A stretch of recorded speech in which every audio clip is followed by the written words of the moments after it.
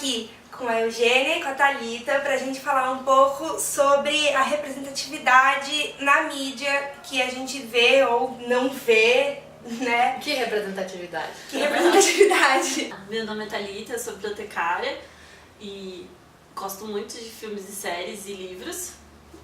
Eu também gosto muito de filmes e séries e livros. Eu sou Eugênia, eu sou designer.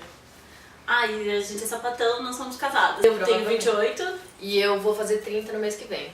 Sim, então, basicamente, o que eu vejo na mídia com 21 anos é muito diferente do que elas viram quando elas tinham a minha idade. Por isso que eu acho que essa vai ser uma conversa muito interessante, porque a gente vai trocar um pouco de experiência desse gap de quase uma década de diferença que a gente vê na mídia. A pergunta-chave de toda a conversa sapatão é quando vocês perceberam que vocês gostavam de meninas de mais ou menos quanta idade, como é que foi isso? Eu acho que desde sempre. Porque a gente, na verdade, a gente demora pra entender que o afeto que você tem pelas outras mulheres, pelas meninas, é um afeto diferente, não é só tipo, minha amiguinha, minha coleguinha, não, quero que seja minha namoradinha. Então, na verdade, é desde sempre. O que demora muito é a construção da identidade pra você chegar e falar, não, olha, me identifico como sapatão, sou lésbica e tudo bem, isso leva um tempo considerável, né? Que aí você vai conseguir constituir isso com uns 18, 19 anos, dependendo da trajetória de cada um, que foi mais ou menos o tempo que eu levei. Mas, por exemplo, não ter representatividade nenhuma faz com que você não consiga ter possibilidade de imaginar que, tudo bem, sou lésbica e tudo bem, porque isso é uma coisa que existe. É uma coisa que existe normal. Tanto é que eu vou falar uma coisa absurda, gente, as pessoas vão morrer de rir de mim, mas quando eu era mais nova, tipo uns 13, 14 anos, eu achava que não existiam lésbicas com mais de 35 anos, porque eu nunca as tinha visto na vida, em lugar nenhum. Então, era uma coisa que eu não achava que isso era possível. E isso eu vejo que, hoje em dia, as pessoas conhecem, têm contato, né? Pelo menos sabem que existe. Elas existem. Mas quando eu tinha 13, 14 anos, eu não sabia que isso existia.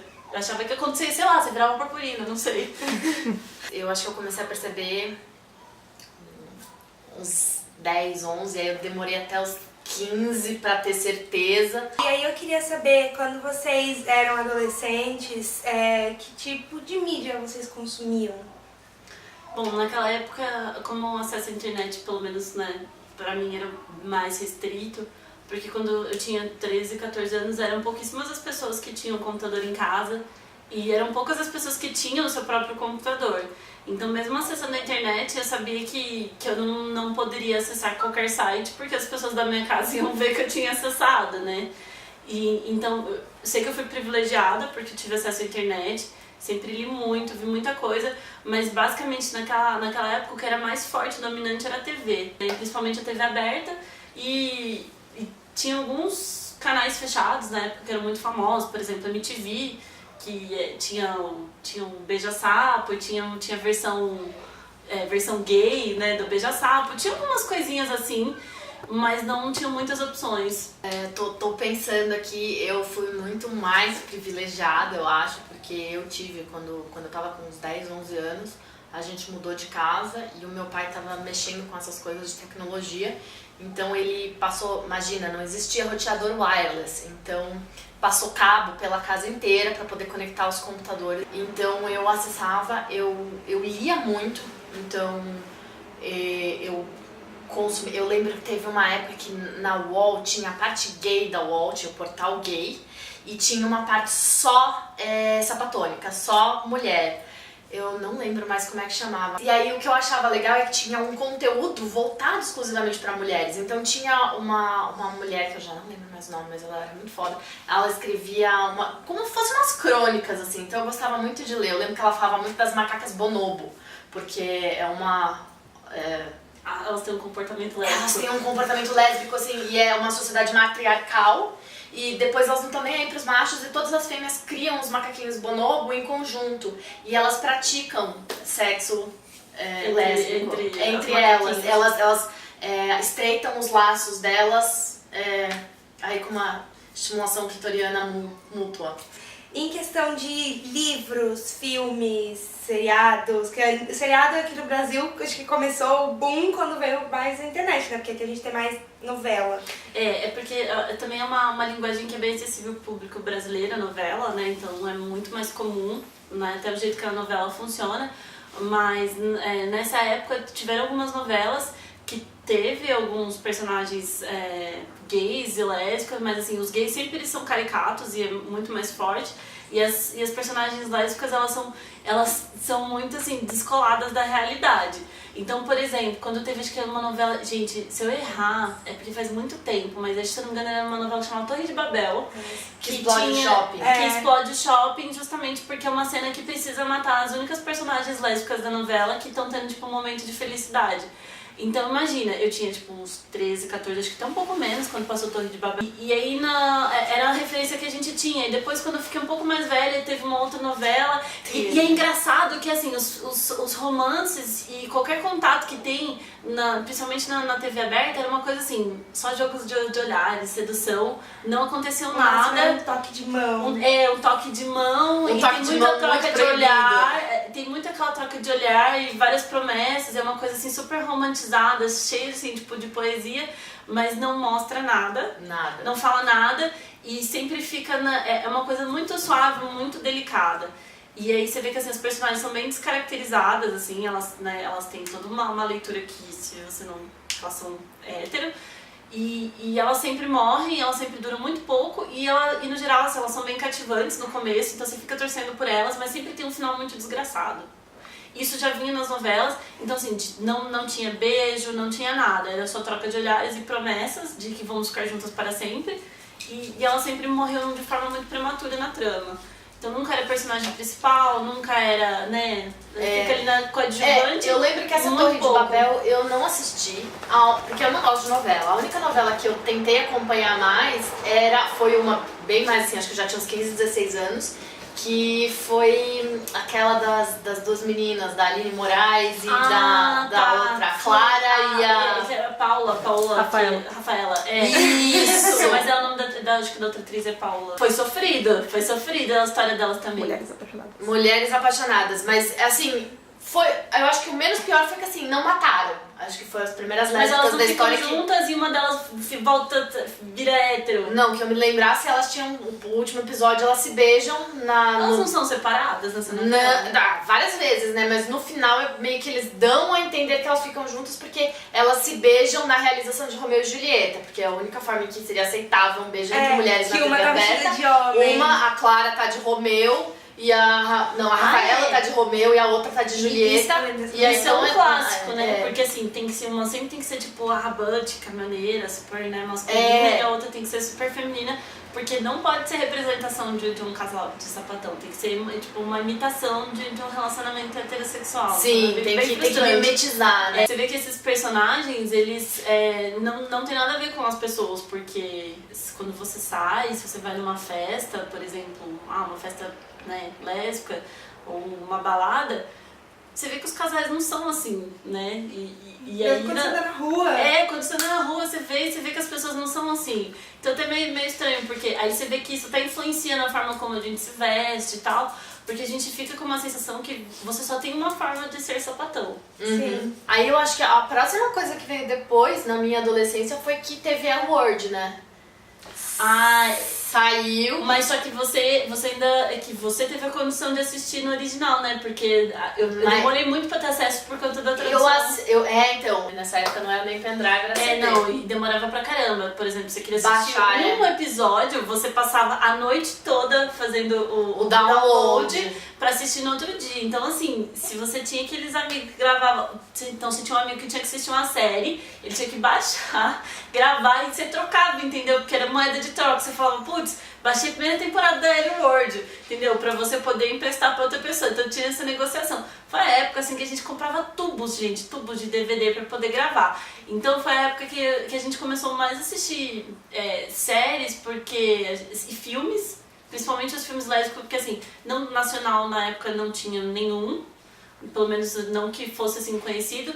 Então a gente começou assistindo uns filmes com com orçamento muito baixo, filme Muito. americano com orçamento muito baixo, então são umas coisas de produção bem E não ruim. necessariamente americano, né? Tinha aquele fucking Amal, que era... E tinha umas coisas famosíssimo, assim, mas- europeias também, mas que Sim. tudo baixo orçamento, inclusive até uns filmes assim, asiáticos. No geral as histórias são bem desgraçadas, elas morrem, tem sempre assim, morre queimada, a família separa, tem umas que Se mata. se matam, e a maioria, tem muitas histórias assim, de muitos filmes, inclusive filmes agora que até tem outras versões com o mesmo enredo, que uma delas casa com um cara no final. Sim. Isso assim é muito... E então aí fica muito uma situação que a gente acaba não tendo representatividade no sentido de que a gente não tem possibilidade de ser feliz nem em livro, porque quase não tem livro sobre romances lésbicos. Quando tem, e o personagem é sempre uma situação assim, qualquer seriado que você for assistir hoje em dia tem que ter um personagem LGBT, hoje em dia, nessas produções novas, sempre tem. Mas aí a lésbica sempre vai morrer logo, ela vai ser cativante, morre logo, se o casal fica junto principalmente, aí tem que morrer, se possível as duas. Então, a gente vê que assim, não tem possibilidade de felicidade, não tem possibilidade de sucesso profissional, são sempre pessoas com a saúde mental detonada, então todas essas personagens, né, são sempre depressiva, suicida, bipolar. E aí você vê que assim, essa identidade é sempre questionada e assim, sempre é possível ser consertada se aparecer o cara certo. Exatamente. Porque você só pode constituir família com um homem. E assim, as histórias são sempre assim. Então é muito triste porque você vê que não tem possibilidade de coisas boas. Você vê que é um futuro, tipo, muito ruim. Você cresceu daquele jeito, né? Então, tipo assim, putz, não é possível que eu seja sapatão, eu não posso ser sapatão. Porque é muito triste. Porque eu vou ser desgraçada, eu não vou ter família, eu vou morrer, não posso ser feliz sendo sapatão. Que eu acho que o primeiro filme que eu assisti, que não acabava tudo em desgraça, e que não era um filme de nicho, um filme de baixo orçamento, é aquele que tem aquela música do The Turtles. Imagine me and you. Imagine me and you. Imagine eu e você. Que ela larga o cara. Que ela larga o cara. Casar com a florista, não é? Ela não chega a casar com a florista, sim, mas ela vai atrás, mas né? Elas ficam juntas. Eu tô tentando muito lembrar de outras coisas. Recentemente a gente tem tido algumas coisas. Melhorou em alguns aspectos, por exemplo, aquele seriado de médico lá que é super famoso, que todo mundo gosta, tem no Grey's Anatomy, tem sapatão. Tem uma sapatão personagens bissexual. Tem alguns personagens Você que falou o pessoal embora. gosta muito. Então, Eu não tô acompanhando, mas é gente. isso que eu ia falar também pra não. Eu ela. não assisti, porque assim, é muita tristeza, muita Então, tristeza. era isso que eu tava pensando. Enquanto ela tava falando, tipo assim, aumentou a existência delas, mas continua sempre nessa história desgraçada. Aquele The 100. Morreu. The 100, que não. Cara, não quem nada. resolveu... Não, quem que foi que resolveu matar a Alexa? Não. Eu quero saber. Porque assim, essa pessoa tá no meu livrinho negro. Não, e só pra falar de The 100, eu não sei se vocês entendem a importância que teve The 100 na internet, porque assim, os escritores de The 100, eles falaram assim, elas vão ficar juntas, tá tudo bem, vai ficar tudo bem. Logo depois, mataram, tipo, depois de terem falado o tempo todo que não ia acontecer nada de ruim, mataram. Porque quando tá tendo um seriado que as pessoas se beijam, namoram, estão tendo um relacionamento assim muito Eu não sei próximo. porque a gente legal. não pode ter um seriado que assim, as lésbicas estão ali, estão felizes e estão bem, estão, sei lá, tentando ajudar a resgatar os héteros que estão aí mal na vida, sabe? Tipo, uma história de felicidade pra gente, né? Deixa os héteros com a lasqueira. Hoje em dia, eu tô com uma postura assim, não vou ficar mais dando ibope pra seriado que mata sapatão. Matou sapatão? Não assisto mais o restante. Tô pensando que quando eu era adolescente, teve uma série que, tipo assim, surgiu uma personagem sapatão, eu comecei a assistir por causa disso, se eu não me engano, e parei de assistir quando eles mataram, que foi justamente Buffy. Buffy, um Buffy. clássico. Gente, a partir daquele episódio que eles matam a Tara, De um jeito escroto. de um jeito escroto, justo assim, tipo, logo depois Sem daquele spoiler. monólogo maravilhoso. Sim, E aí é isso, triste. aí eu parei de assistir, porque aí, obviamente, a outra parte do casal que sobrou viva fica ensandecida, e aí eu nem quis mais ver. Mas vocês já repararam por que é tão ruim a descrição, tipo, dos personagens, a montagem dos personagens é muito ruim, porque não são mulheres que escrevem e não são mulheres sapatão que escrevem. Aí que eu vejo que, assim, os textos são ruins, a montagem dos personagens é super Vulgo azul, caricata. a cor mais quente, que aliás é super violento, né? Diga-se de passagem. Não, que filme ruim. Porque aquele filme lá não foi feito pra sapatão assistir, né? É pra homem É pra assistir. homem, é Não pra... é. Aquilo ali é basicamente um pornô que não é pornô, é pornô que passou no cinema. A gente falou muito aqui, então eu vou dividir esse vídeo em duas partes. Se você gostou, fica ligado porque a parte 2 vai vir aqui. Se inscreve no canal, dá um like, comenta e eu te vejo na próxima.